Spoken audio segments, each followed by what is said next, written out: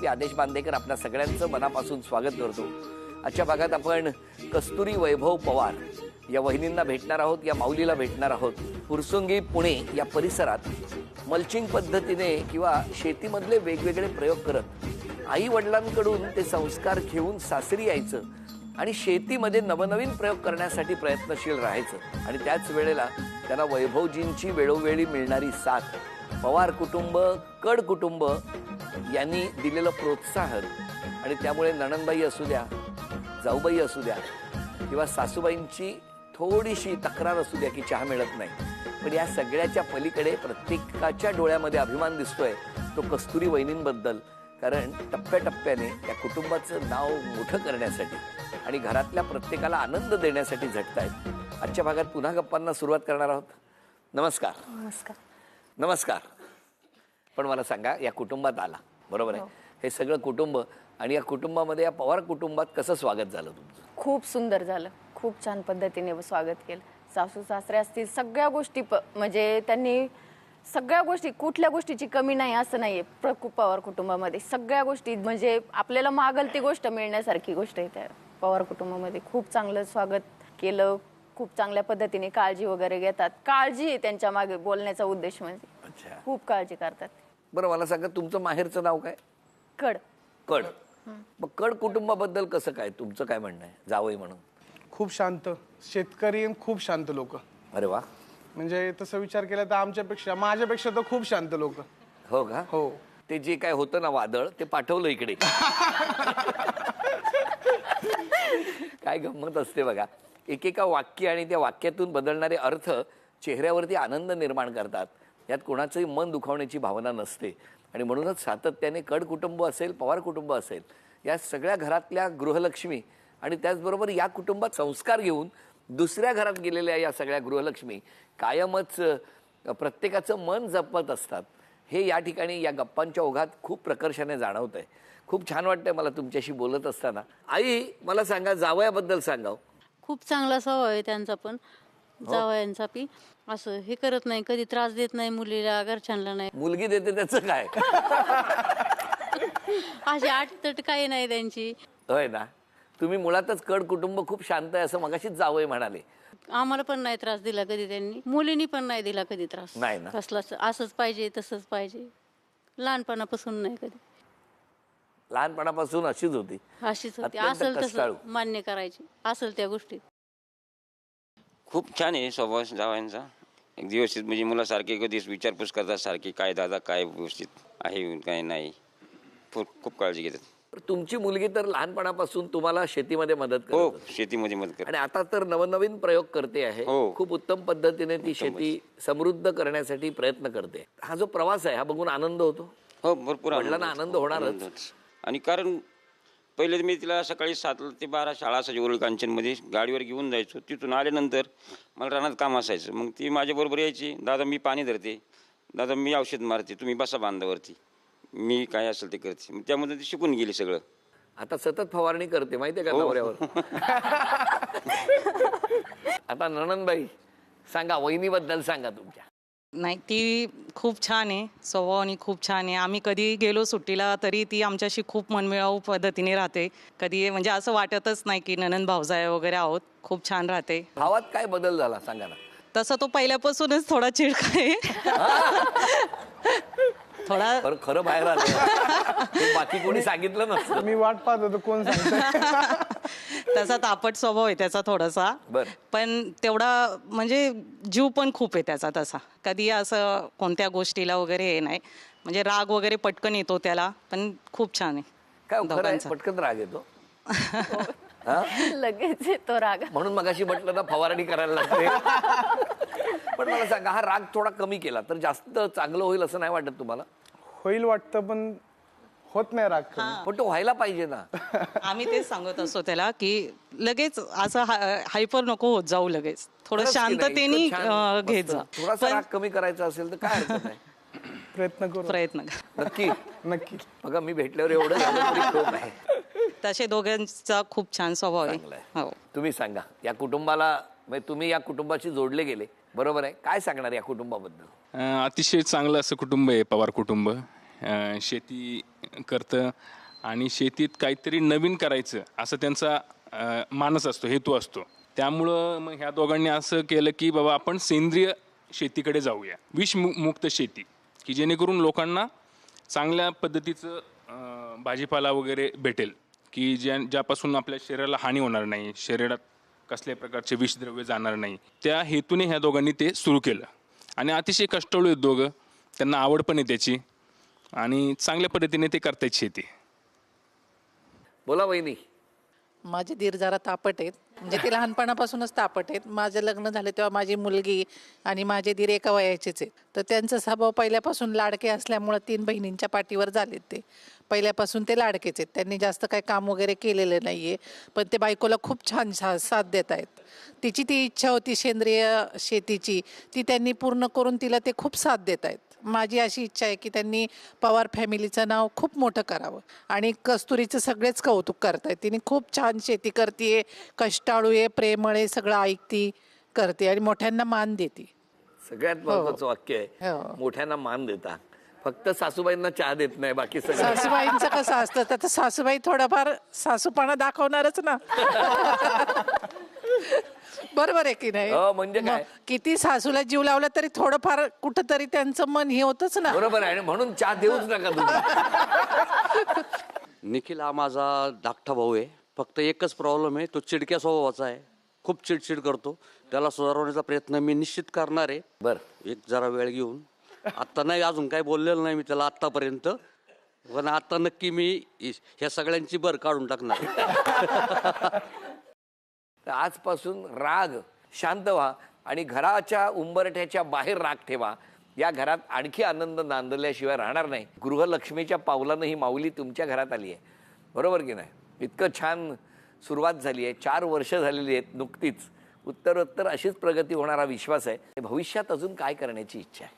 आमचं ध्येय की ॲग्रो टुरिझम चालू करायचं आहे आम्हाला, आणि त्यासाठी आम्हाला मिस्टर अँड मिसेस हे नाव द्यायचंय. अरे वा. आधी मिसेस आणि मग मिस्टर. आजच आम्ही डिक्लेअर करणार आहे की Mrs and Mr organic farm अरे वा, नाव द्यायचं मला. आम्हाला. पण त्याच्यासाठी राग थोडा कमी करायचं, ते झालं करणार आहे. कन्फर्म? अरे वा, मग काय अजून. बरं, मला सांगा, कमीत कमी जागेत सेंद्रिय शेती कशी करायची? सुरुवातीला सेंद्रिय शेती करण्यासाठी त्या शेतीतले रासायनिक जे आपण टाकतो ते बंद केलं पाहिजे 3-4 महिन्यापूर्वी. मग चांगली त्या गीर गाई का, कारण गीर गाईच्या शेणामध्ये असे घटक आहेत की जे केमिकलला सुद्धा मारतात. त्यासाठी आपल्याला पहिल्यांदा शेणखत वगैरे ते टाकणं गरजेचं आहे. शेतीची चांगली मशागत करणं गरजेचं आहे. मशागत केल्यानंतर ना टप्प्याटप्प्याने आपण काय करतो, एकच व्हरायटी मोठ्या प्रमाणात लावतो. तीच जर व्हरायटी आपण 30 ते 35 प्रकारात लावली 10 गुंठ्यामध्ये, तर आपल्याला सगळ्या पद्धतीने उत्पन्न चालू होतं. बरं, पण मला सांगा 30 ते 35 म्हणजे कुठले कुठले प्रकार? पण 8 दिवसामध्ये ज्या ज्या भाज्या खातो ते म्हणजे 35 प्रकार. काय सांगताय काय? मग आता मला समजा तुम्ही मदत करायची असेल तर कराल, की मला जर करायची असेल शेती तर? हो, नक्की. किती छान. पण तुमचं काय म्हणणं आहे, रासायनिक मुळे जरा फायदा होतो की नाही? रासायनिक मध्ये फायदा होतो, पण त्याचे नंतर जे रिझल्ट आहे, आता आमच्या मोठ्या मामाला कॅन्सर डिटेक्ट झाला. त्या कॅन्सरचा आजपर्यंत शोध लागला नाही की बाबा ते काय नक्की हे शोध. आता मामा आमचा एक्सपायर झाला, आता 1 महिन्यापूर्वीच एक्सपायर झाला. मम्मीचा मोठा भाऊ एक्सपायर झाला. तर ते त्यावेळेस डॉक्टर पण म्हणले की त्याच्या बॉडीमध्ये ते केमिकलचे घटक सापडतात, की त्यांनी कधी औषध पिले का? म्हणलं नाही. मग कसं कुठून गेले? मग नक्की भाजीपाल्याच्या ह्याच्यातून गेलेलेच आहे त्याच्यात. म्हणजे उत्पन्न जास्त करण्याच्या नादात आपण इकडं काय करतो हे पण लक्ष देणं गरजेचं आहे. थोडंसं हा भाजीपाला लोक खाणार आहे, लहान मुलं खाणार आहे, कुठंतरी आपण हे थोडंसं आज शेतकरीच थांबू शकतो.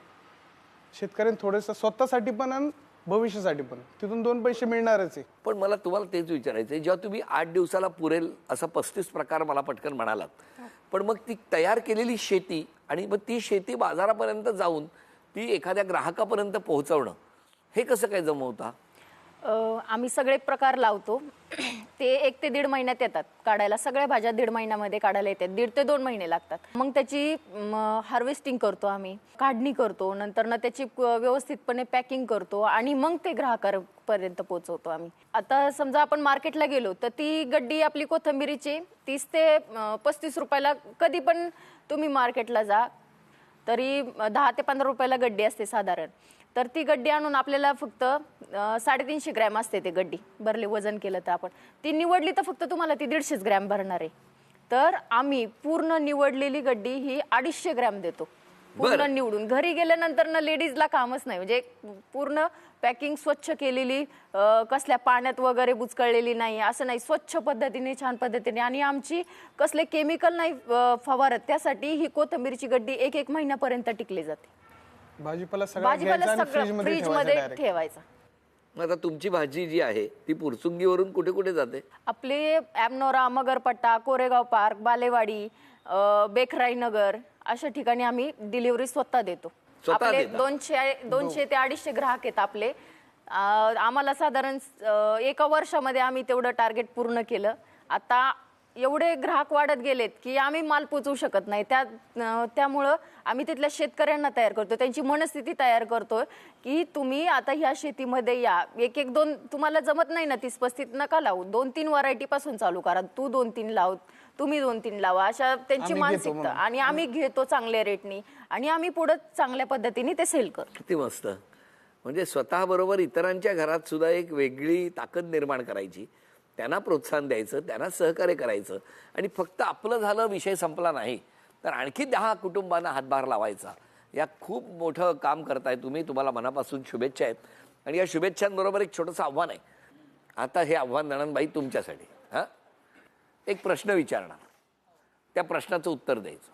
आपण जिकडे बसलेले आहोत त्या बाजूला ना काही ओंडके ठेवलेले आहेत. ते किती ओंडके आहेत? 6. अभिनंदन. झी मराठीकडून हा तन्मणी तुम्हाला नणंदबाईंनी मिळवून दिला. अभिनंदन. झी मराठीकडून ही भेटवस्तू. बरं, मला तुम्हाला विचारायचं आहे, आज क्षमा मागायची असेल तर कोणाची मागा? मी क्षमा मागायची असेल तर पूर्ण पवार फॅमिलीची मागेल, की कारण माझ्याकडून काही चुकून तुम्हाला बोललं गेलं असेल, कधी काही कुठल्या गोष्टीत कमी पडले असेल मी, तर त्याबद्दल तुमची मनापासून मी क्षमा मागते. तुम्ही? मी आईची. बायको चहा देत नाही म्हणून? हो. आईची क्षमा मागणार का हो? ती म्हणते की बाबा बदलला लग्नानंतर, त्याच्यामुळं की आईची क्षमा मागेल. स्वतः बदलणार नाही, फक्त क्षमा मागणार. बदललो नाहीच मी, पण तिला असं वाटत असेल बदललोय की म्हणून की बाबा क्षमा मागतो. की आजपासून स्वतःच्या स्वभावात एक बदल करायचा असेल तर कुठला? मिस्टरना कधी वेळेचं बंधन ठेवणार नाही. हो माऊली, असलं काहीतरी करू नका, ठेवा. मी तुम्हाला सांगतो, असलं नका करू, ठेवा. नाही, ते तसे वेळेतच येतात, पण ते त्यांना पण घरी येण्याची ओढ असतेच. पण काही कामानिमित्त त्यांना उशीर होतो. ठीक आहे, मी आता इथून पुढे समजून घेईल की कामामुळे उशीर होतो वगैरे. इथून पुढे कधीच मी तुम्हाला म्हणजे बंपर लॉटरी लागली. तुम्ही स्वतःच्या स्वभावात एक बदल करायचा असेल? राग कमी करेल मी नक्की. बघा, हो 100%. प्रॉमिस. 100%. किती महत्वाची गोष्ट आहे खरंच. या माऊलीच्या चेहऱ्यावरचा आनंद द्विगुणित होण्यासाठी आणि प्रत्येक घरात आलेली जी सून असते ती ताई जेव्हा सासरी जाते तेव्हा सासरचं कोणी फार परिचित नसतं, पण त्या घरात गेल्यानंतर सगळ्यांना आपलंसं करत ती माऊली जेवढी वर्ष माहेरी असते त्यापेक्षा दुपटीनं सासरी राहते.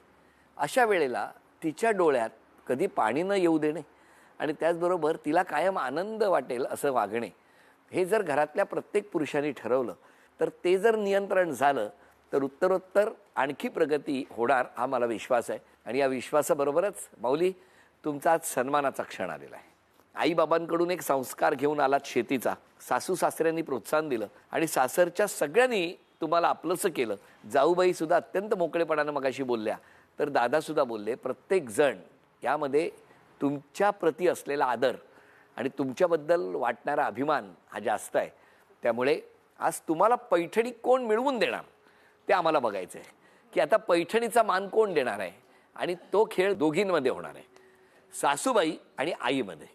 आता मला बघायचं आहे, सासूबाई सुनेला पैठणी मिळवून देतात की आई आपल्या लेकीला पैठणी मिळवून देते. त्यासाठी एक छोटासा हा खेळ सोपा आहे. दोघींनाही 10-10 संधी. तुमच्याकडे हिरव्या रंगाचे चेंडू आहेत आणि तुमच्याकडे गुलाबी. तुम्ही जिथे बसलाय तिथूनच तो चेंडू असा घरंगळत टाकायचा आणि या बाजूला एक बास्केट ठेवलंय, त्यामध्ये जाऊन तो थांबला पाहिजे. दोघींनाही प्रत्येकी 10 संधी. या 10 संधीमध्ये सगळ्यात जास्त गुण ज्यांचे होणार त्या या माऊलीला आज पैठणी मिळवून देण्याचा मान पटकावणार. तर आई पैठणी मिळवून देणार का सासूबाई? आता आई पैठणी दिली तर ठीक आहे, चला आईने दिली. सासूबाईने जर पैठणी मिळवून दिली नाही तर तो चहाचा राग काढलाय असं सगळ्यांना वाटेल. तर बघूया नेमकं काय होणार या खेळात. आई तुम्ही हा 1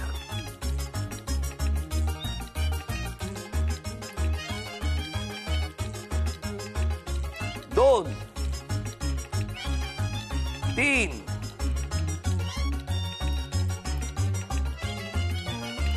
4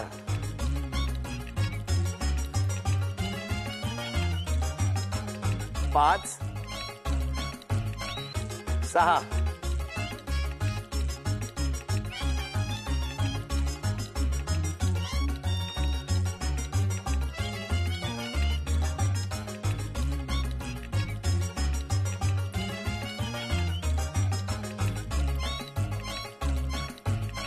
1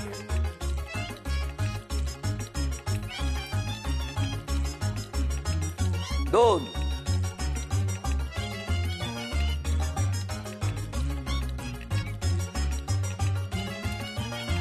3 आई अभिनंदन.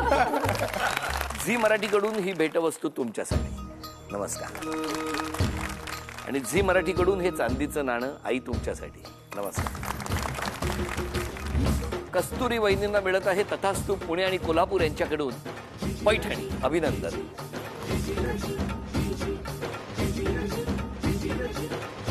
घराघरातल्या स्त्रीचा सन्मान करणारा हा कार्यक्रम आणि या कार्यक्रमातल्या या टप्प्यावर आपण शेतीमध्ये काही ना काही करणाऱ्या या माऊलींचा सन्मान करतो आहोत. कधी त्या त्यांच्या म्हणजे मिस्टरांच्या पाठी खंबीरपणे उभ्या असतात तर कधी मिस्टर या माऊलीच्या पाठीमागं तिला प्रोत्साहन देत असतात. असंच प्रत्येक घरात घडत राहो आणि त्याचबरोबर आज जे जे ठरवलंय ते उद्यापासून पूर्णत्वास जाओ ही माझी सिद्धिविनायकाच्या चरणी प्रार्थना. कारण दोघांनी आज ठरवलेलं आहे स्वभावात बदल करणार, तेव्हा तो स्वभावात केलेला बदल या सगळ्या कुटुंबाला उद्यापासून दिसू लागेल आणि खरंच उत्तरोत्तर या घराची प्रगती होत राहील. या विश्वासाबरोबर आजचा भाग इथेच संपतो आहे. पुन्हा भेटूया अशीच एक पैठणी घेऊन होम मिनिस्टरच्या पुढच्या भागात. नमस्कार.